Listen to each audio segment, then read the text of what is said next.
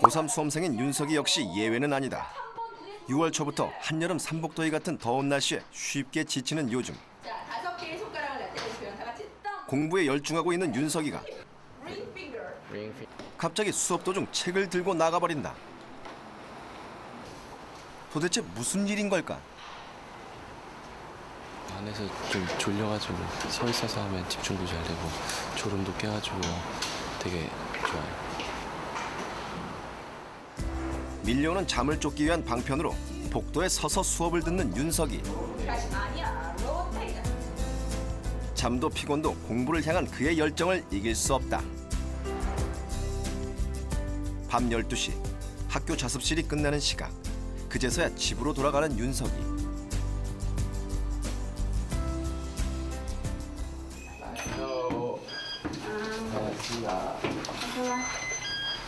늦은 시간까지 공부하는 아들이 한편으론 대견하고 한편으론 안쓰러운 부모님.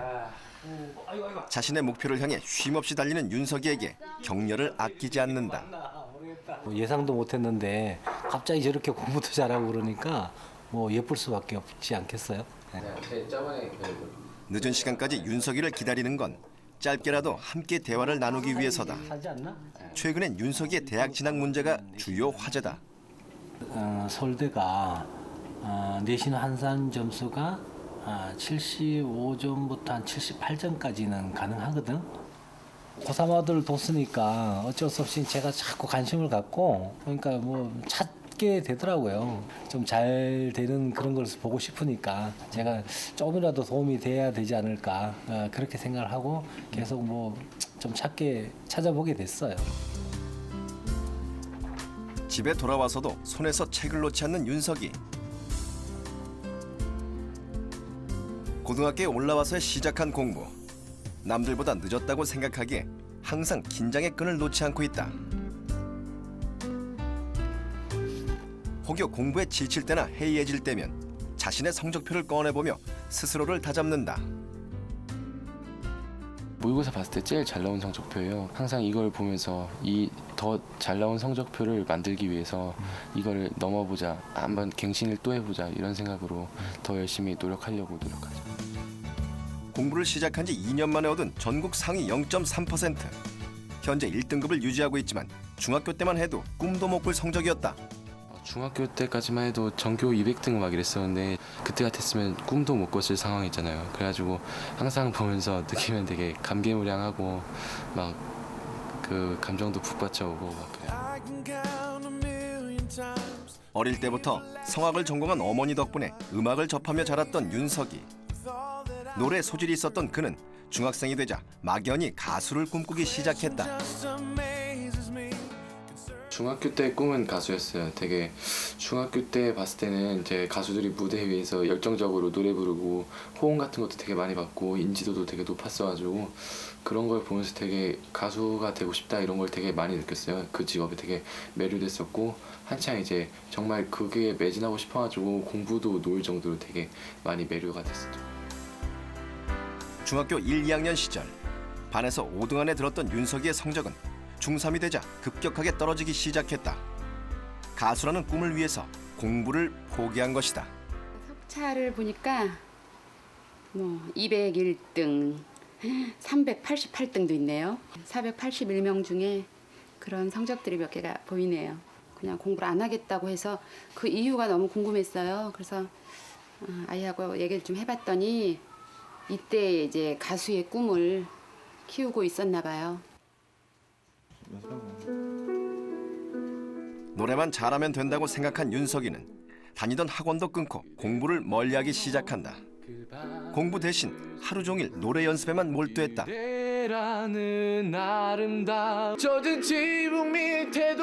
노래를 잘하고 싶으니까 노래 연습만 하고 그러다 보니까 이제 공부에서 점점 더 멀어지게 된 거예요. 그래가지고 하루에 거의 이제 공부는 거의 안 하고 집에 오면 맨날 그냥 노래만 부르고 막 이런 식이었어요. 그러니까 아이들이 보는 눈은 TV에 모니터에 비춰진 그 모습, 그 화려한 모습 뒤에 정말 그 어려움과 그 고통을 수반해야 된다는 걸 아이들이 모르고 있잖아요. 가수는 제가 생각할 때는 그러니까 최고의 가수가 될 가능성을 안 보였어요, 사실. 연예인의 화려함만을 쫓아 가수가 되겠다는 아들이 못마땅했던 엄마. 부모님이 자신을 이해하지 못한다고 생각했던 윤석. 점점 갈등은 심해지기만 했다. 공부를 하고 나서 그 다음에 해도 늦지 않다고. 대학 가서 해도 늦지 않다고. 윤석아. 결국 윤석이는 극단적인 선택을 하고야 만다. 그때 엄마랑 한번 심하게 부딪히고 나서는 그때 정말 욱하는 마음으로 생전 처음으로 이제 가출을 시도했었죠. 충동적인 가출.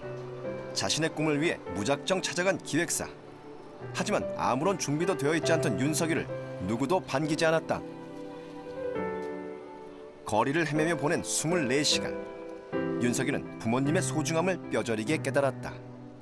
잘 때도 없고 있을 때도 없고 그렇다고 가수를 이제 나가서 집 나가서 당장 엔터테인먼트 간다고 가수가 되는 것도 아니고 그러다 보니까 이제 갈 데도 없고 너무 힘들어가지고 결국에는 다시 24시간 만에 집으로 돌아오게 됐죠. 몽둥이로 그냥 한번 뭐 굉장히 때려주고 싶었는데 그러니까 그것도 참기가 굉장히 어려웠어요. 어려웠는데 또 때리지를 못하겠더라고요. 그래서 안 때렸을 뿐이지 막 진짜 때리고 싶었어요. 윤석. 너 어떻게 된 거야? 아빠는 그냥 겉으로 무뚝뚝하게 왔니? 이런 식으로 했는데 엄마는 이제 울음을 참지 못하시고 그때 저한테 매를 대셨더라고요. 맞을 때 육체적인 아픔보다는 되게 가슴으로 더 저도 많이 울었어요. 엄마가 그렇게 우시는 걸 처음 봤었거든요. 그래가지고 이게 내가 진짜 잘못하고 있는 걸지도 모르겠다 이런 생각이 되게 많이 들었었어요. 부모님은 일단 윤석이에게 음악 공부를 시켰다. 꿈을 위해서 많은 노력이 필요하다는 것을 스스로 깨닫게 하기 위해서였다. 막무가내로 맡기보다는 얘는 늘 이제 본인이 이해를 할 수 있게끔 얘기를 해줘야 되는 아이라 우선 해보라 그랬어요. 피아노도 쳐보고 그리고 음악 이론도 좀 해보고 해본 이후에 다시 얘기하자고 했어요. 예, 채 한 달도 안 돼서 포기하더라고요. 이게 그냥 노래만 잘 부른다고 되는 게 아니라 그 음악의 이론 이런 걸 화성학 같은 걸 알아야 작곡 같은 것도 잘 하잖아요.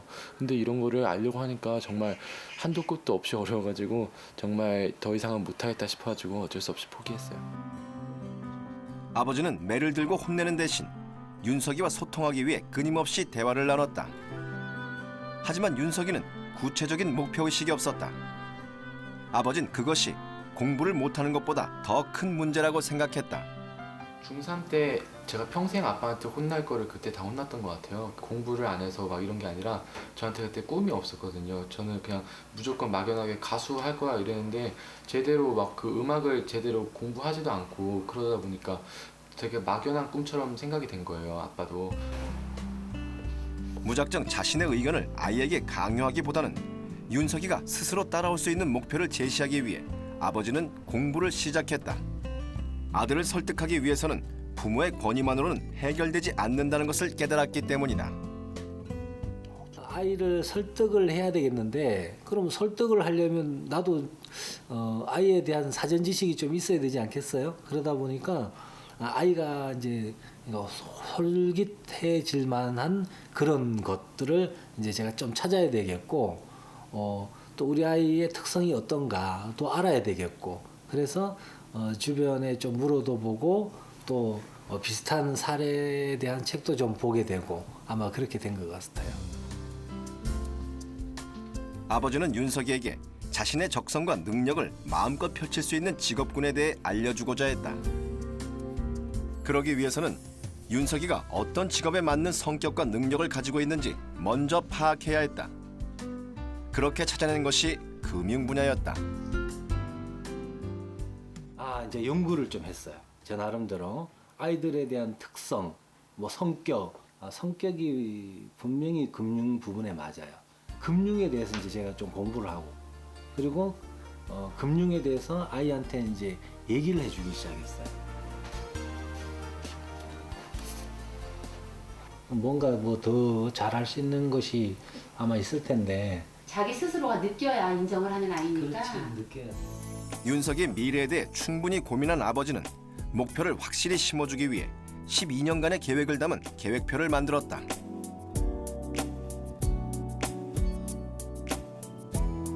최고의 대학을 진학해 금융 분야의 전문가가 되는 것. 하지만 윤석이에게 모든 것이 멀게만 느껴졌다. 이제 아빠랑 처음에 이런 얘기를 할 때는 되게 저는 허황된 꿈이라고 생각을 했었어요. 그래가지고 이제 도저히 이거는 나는 할 수 없는 거다 이런 식으로 얘기를 했었는데 아빠가 이제 그 꿈을 높이 잡아야 그 실패해도 그 언저리까지 갈 수 있다고 그런 식으로 얘기를 해주셔가지고 그거를 저도 믿고서 따르기로 했었죠.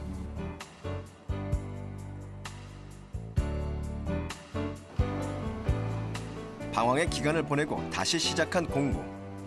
하지만 1년 가까이 공부를 손에서 놓다 보니 책상 앞에 앉아 있는 것 자체가 힘들었다.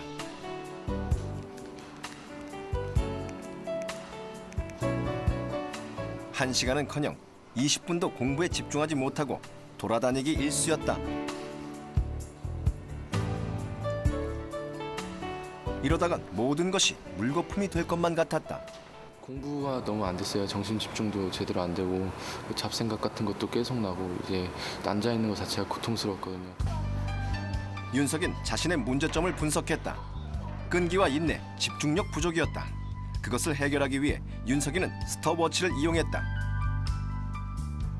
일단 자리에 앉아 있는 것 자체가 일단은 불가능하니까 되게 집중도 안 되고 그래가지고 능률이 떨어졌었어요. 한 6개월쯤 되니까 이제 어느 정도 성과가 보이기 시작하더라고요.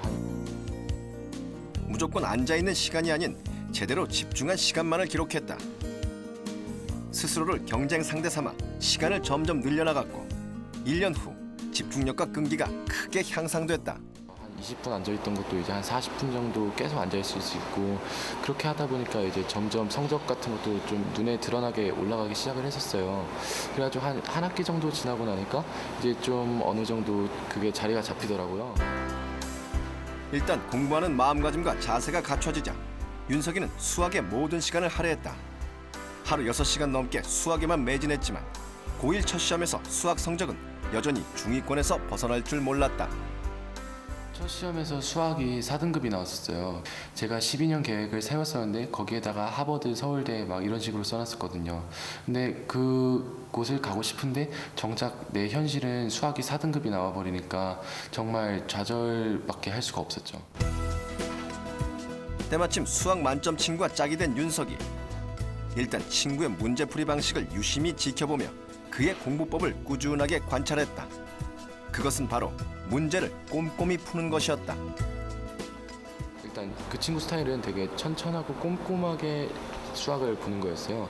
저 같은 경우는 되게 빨리 그냥 대충 하고서 넘어가는 식이었는데 그 친구는 풀이 과정까지 완벽하게 이끌어내려 애쓰고 그 지문 문제 하나하나까지 동그라미 쳐가면서 되게 문제의 개념이나 본질을 파악하려고 했더라고요.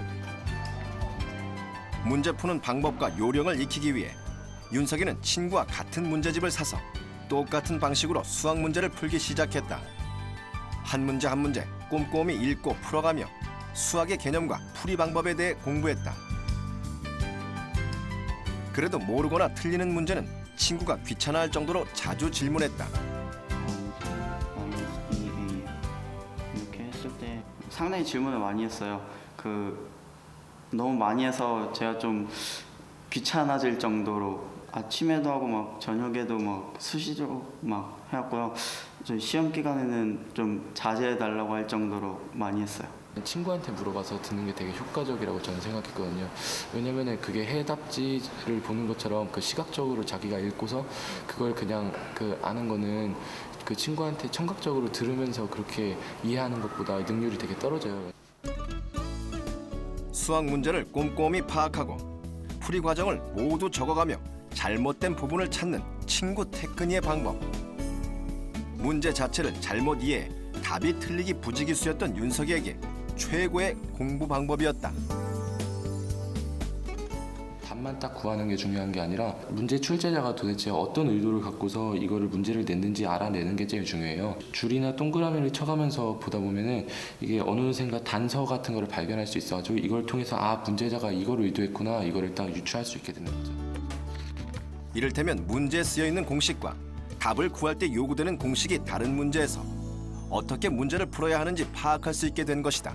로그가 써있다고 해서 로그 문제가 아니라 결국에는 피타고라스 정리를 이용해서 A가 제일 크다는 걸 알아낼 수 있어야 되고, 이 식이 제이코사인 법칙의 식과 되게 유사하다는 걸 발견하고서 최대각인 A를 구할 수 있어야 되는 게 두 번째 관건이에요. 그렇기 때문에 이거는 겉으로 보이는 로그의 의미로만 생각할 수 있는 게 아니라 이 출제자의 의도, 즉 이면적 의미인 피타고라스 정리와 제이코사인을 이용해가지고 잘 풀 수 있느냐 없느냐가 되게 이 문제의 중요한 관건인 거죠. 윤석이는 문제를 자세히 읽고 문제 속 출제자의 의도를 제대로 파악하는 것이 중요하다고 말한다. 이렇게 실력을 쌓아가자 이제 다른 친구들이 윤석에게 수학 문제를 물어보는 역전 현상이 일어났다. 모르는 문제를 물어보는 것도 도움이 되었지만 가르쳐주는 건 역시 큰 도움이 되었다. 윤석이는 드디어 수학 성적을 2학년에 올라오며 4등급에서 1등급으로 올릴 수 있었다.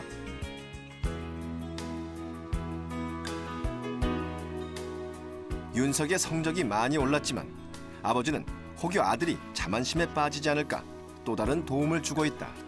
윤석이하고 이제 얘기는 많이 했지만 얘기를 하다 보면 그러니까 아무리 어린 윤석이어도 자존심 상할 수도 있고, 그래서 그 자존심이 상하지 않은 범위 내에서 어떻게 내 마음을 전달할 수 있을까, 이제 그거를 생각을 하다가 제가 화장실 가서 볼일을 볼 때게 옆에 이러 보니까 벽이 좀 허전하더라고요. 그래서 우리 아들도 볼일을 볼 때 이 벽을 이제 바라볼 수 있을 텐데, 그러면 이 벽에다가 내가 너한테 메시지를 남기면 좋겠다, 이제 이런 생각을 하고.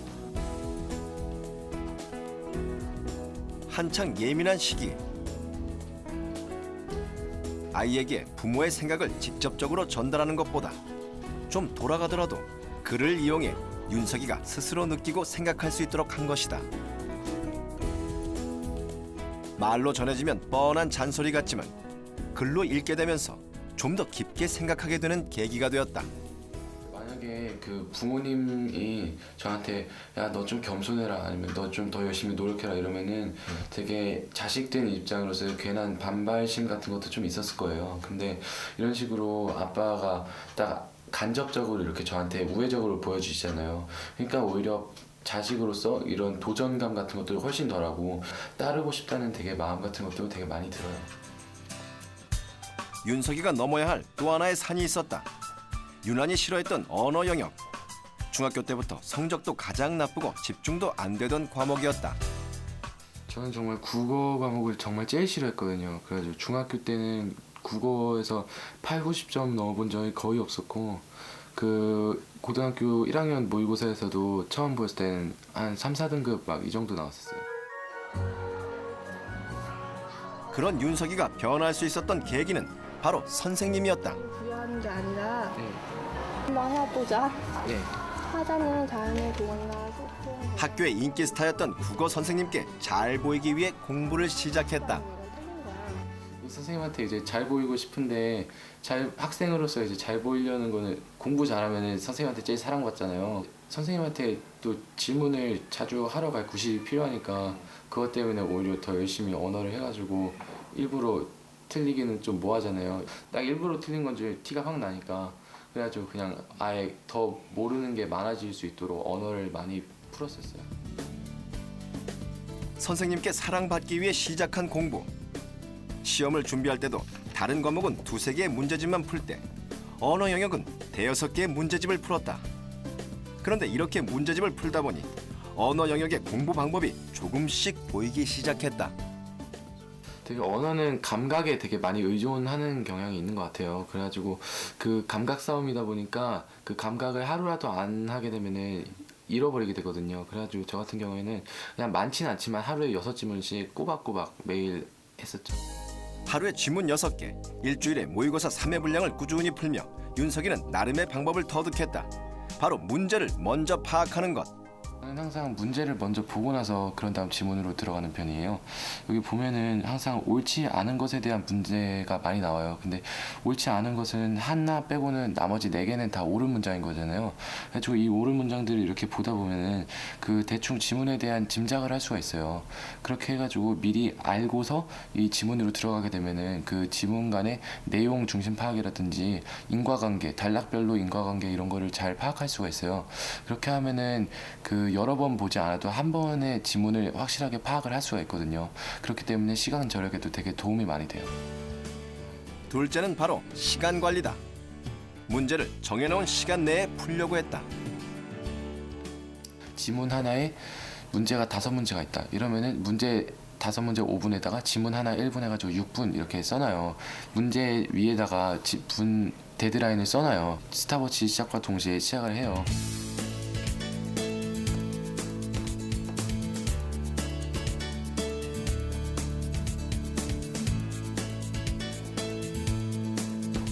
윤석이의 언어 영역 공부법은 먼저 문제를 꼼꼼히 읽고 그 문제에 해당하는 지문에 대한 정보를 미리 얻었다.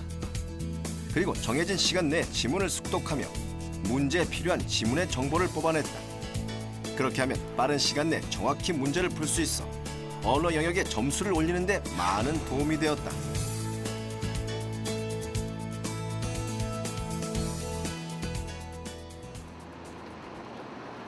주말 오후 오랜만에 아버지와 외출에 나선 윤석이.